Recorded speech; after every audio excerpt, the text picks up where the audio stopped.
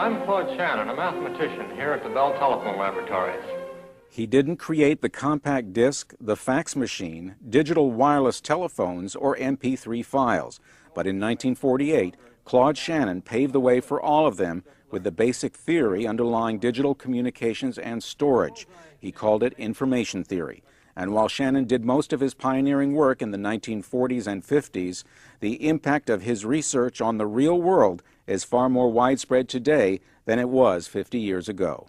The whole idea of digitizing things and the fact that you can save them, store them, you can download them, upload them, a lot of that, comes out of Shannon. Just that whole idea that digitization is useful not just because it sounds good, but because you can save it, you can store it on a CD or a DVD player, and the bits are the same today, they're the same today, they're the same tomorrow. Not fully appreciate how much of a impact information theory has made, coding and so on many of the things that we take for granted, from things, anything that involves storage, like CD players, for example, anything that involves communication of data, your modem that dials up and moves bits over the telephone channel, just about everything to do with communication, storage, and coding, compression, follow in some ways directly from the contributions that Shannon made. That is why today you can take a knife and scratch a CD, but it will still play as new, because it contains enough extra bits to make up for any that are faulty. His discoveries were very much like Einstein's, in the sense that Einstein was thinking about some things that no one else was, and suddenly came out with not just the question but the answer, like the E equals mc squared, sort of.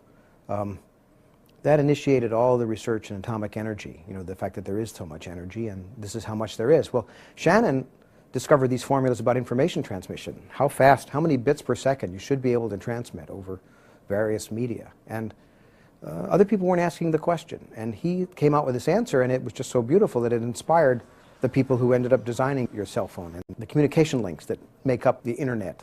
What he did for communications and information theory in general was